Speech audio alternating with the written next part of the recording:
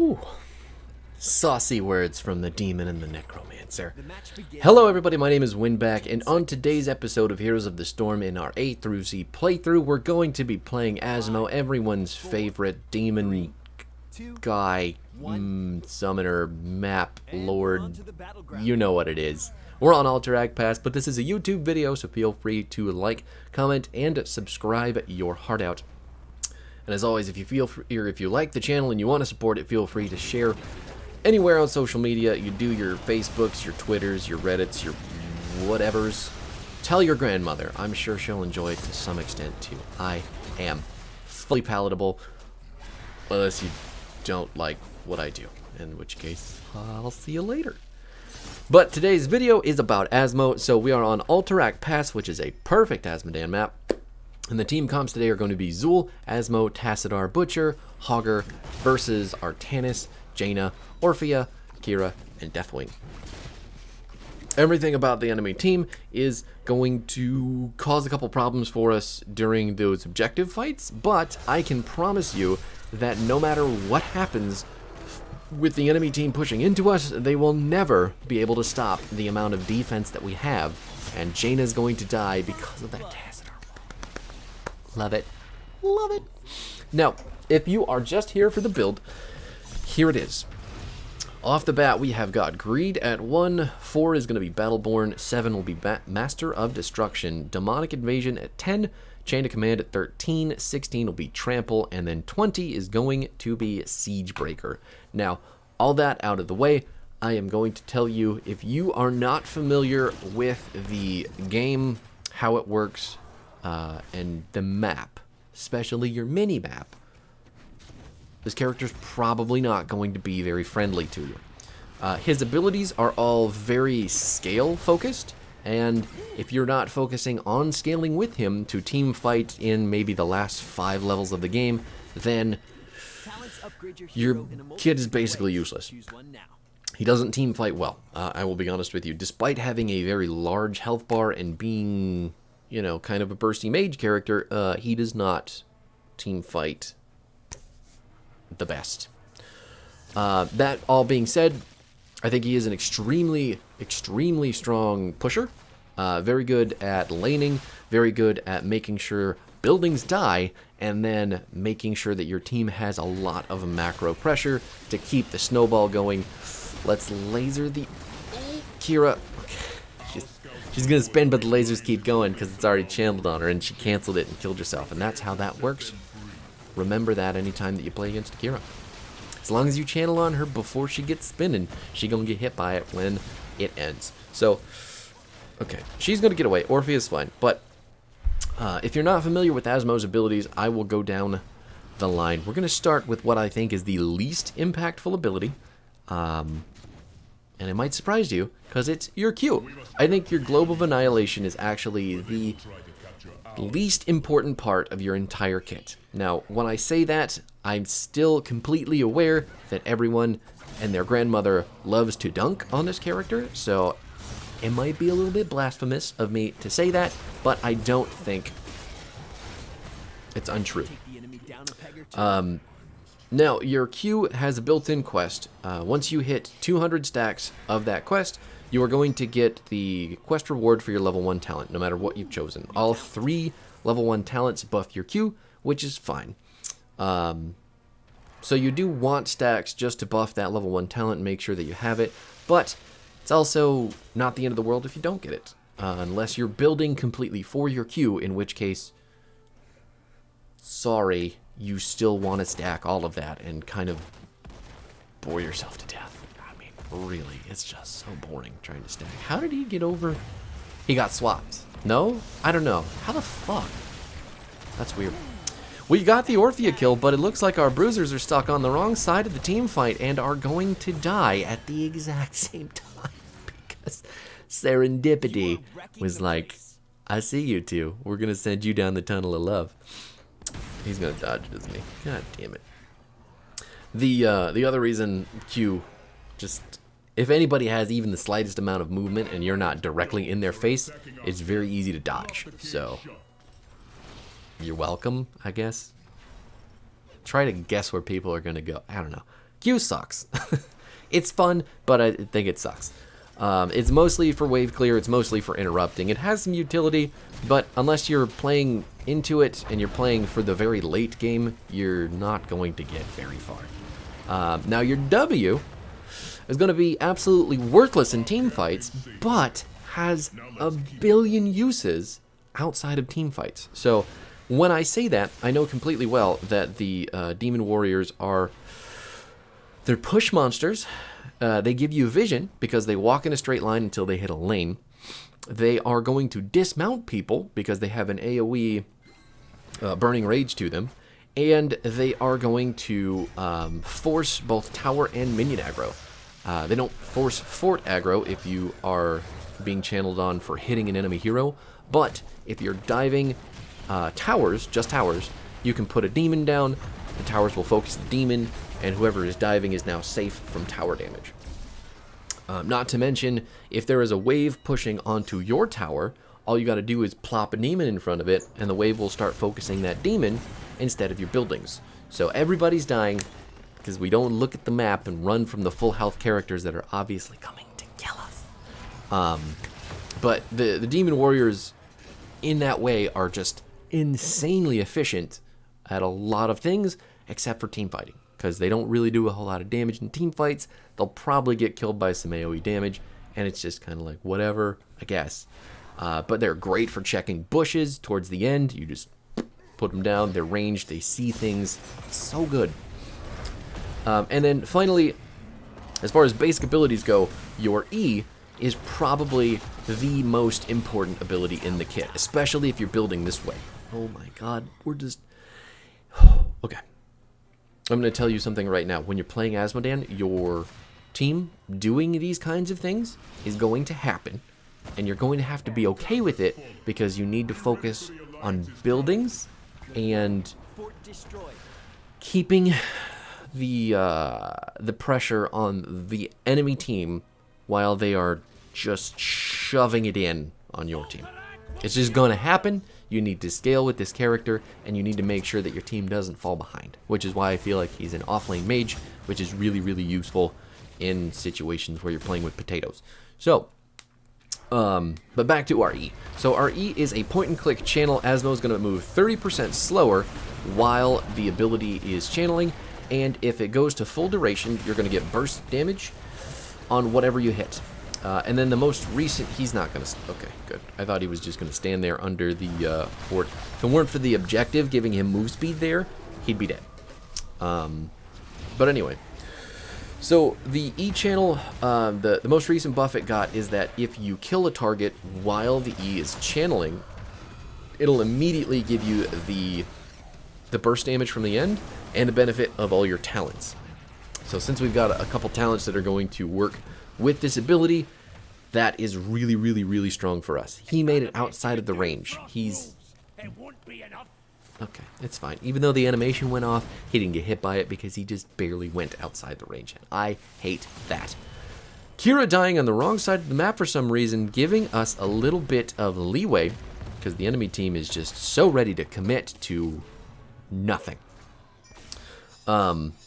They have to be here, right? There's no way that they're not doing the boss. I just saw 2 people here, but Orpheus bot... What the fuck? I guess Kira's dead? I don't know. They do weird things. The enemy team wants to kill us, but they don't want to do other things in the meantime, so... Sorry, I lost my train of thought there. We were talking about lasers. Looks like Azmo and... sorry, I'm Azmo. Artanis, also an A character. How did she live? Hugger died. Artanis died. I don't know. I don't know. I don't know, man. I don't know. You didn't have to do those things that you did. Tazar is gonna die too, so it's a 2-for-1, which is really just tragedy. But hey, we're ahead on buildings, right? Yours truly. Just doing the best that I can. Strong, independent demon who don't need no team. Yeah. One thing I will mention about your E, though, it is very good at helping you stack your Q. So if you need to stack it, I mean, if it's the only thing that you can do, you're going to do it separately in different stages of the game. In the early part of the game, so from like level 7 to 13, I think, you're going to hit your E on the wave first. They're going to pop. He's dead. There's no way. That is 4 people there for a Zool kill. What? Anyway, your E first, you're going to use it on the leader minion. You're going to do a bunch of damage with the wave, and then you're going to hit the wave with your Q. The Q is going to do the damage to kill the wave, get you the stacks. Towards the later stage of the game, if your Q is still not, stacked up to that 200 yet, you're going to hit the Q. So this is from like 13 onward. You're going to use your Q on the wave first, and then you are going to laser the E minion, because the flight time on the Q and then the channel time on your E are going to be enough to overlap and still get you the stacks from killing things with your E after your Q has hit them, because there is a small window for getting stacks while people on my team are dying in the worst position possible. So, but we're still ahead on buildings.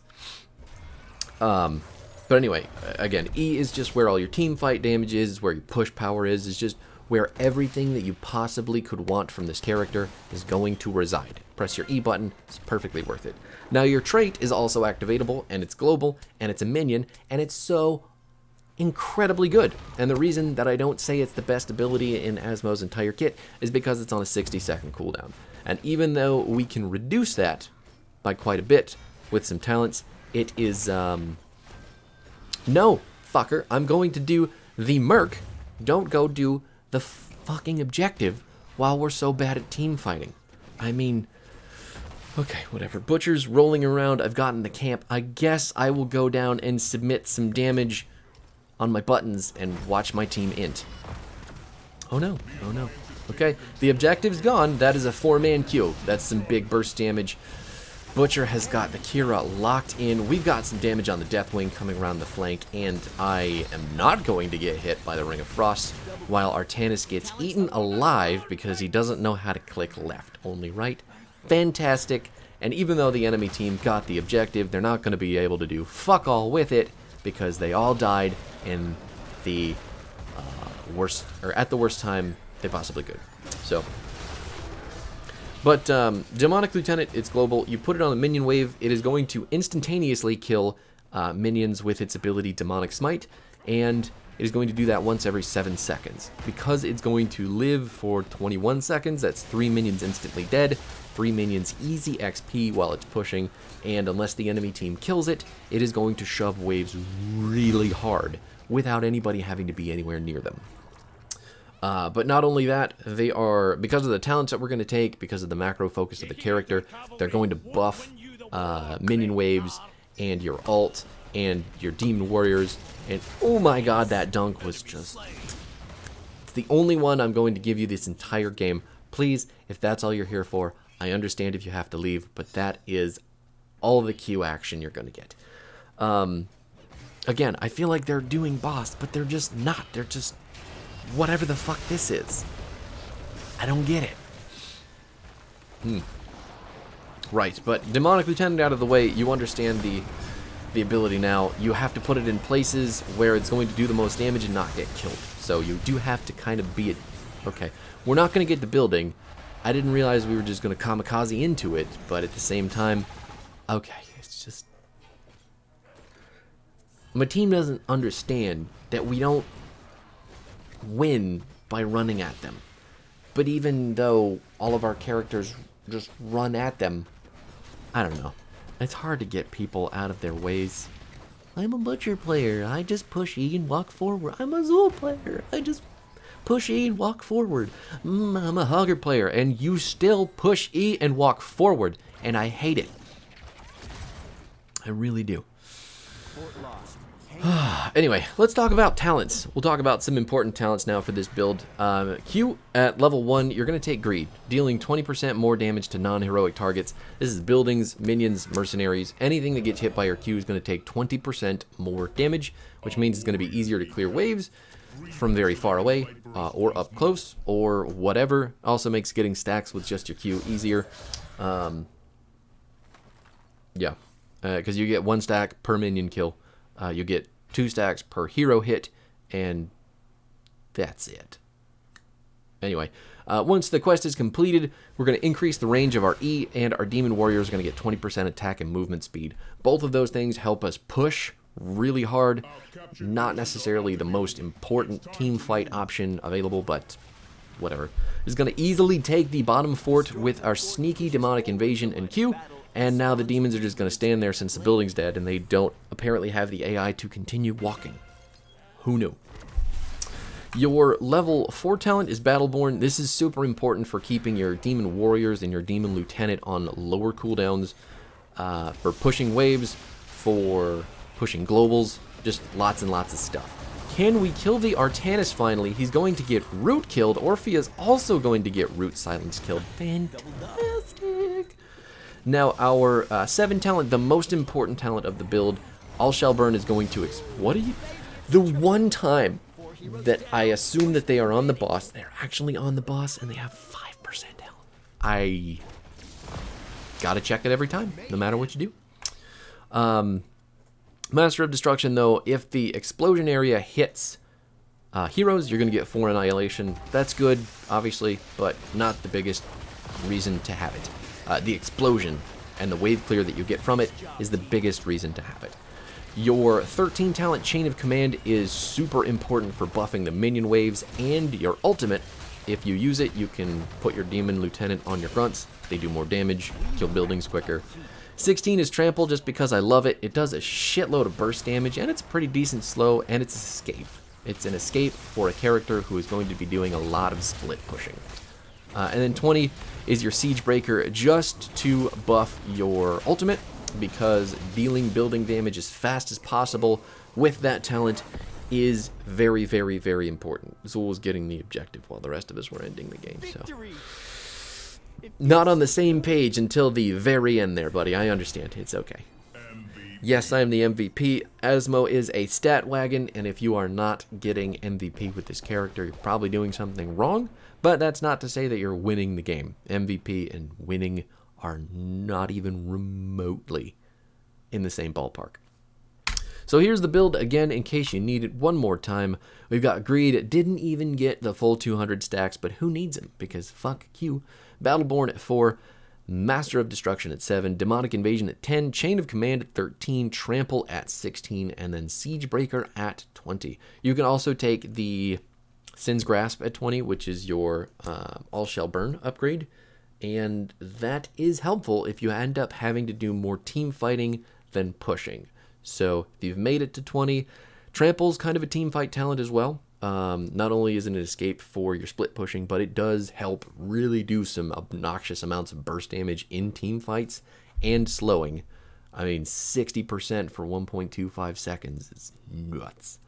It's really good for repositioning. It's just, I think it's the best ability at 16. If I'm ignoring all the other... I know the one other split push talent exists here, but you can't tell me Trample is bad. It's good. Fuck you. Not you. Just whoever's arguing with me. Sorry. We're not trying to alienate viewers on this channel. Anyway, that's it. That's Azmo. I will be back tomorrow starting off the Bs with Blaze. Fantastically enough. Love Blaze. And then Brightwing will close out the week as the second B, which is definitely my least favorite B character, but definitely S tier for sure. Not really. I don't know. Brightwing's good, but I don't like her, so I'll never... Sorry, I'm just coming to the realization that I'm going to have to play Brightwing. Anyway, thanks so much for hanging out. I will be back tomorrow. GG's. Peace out.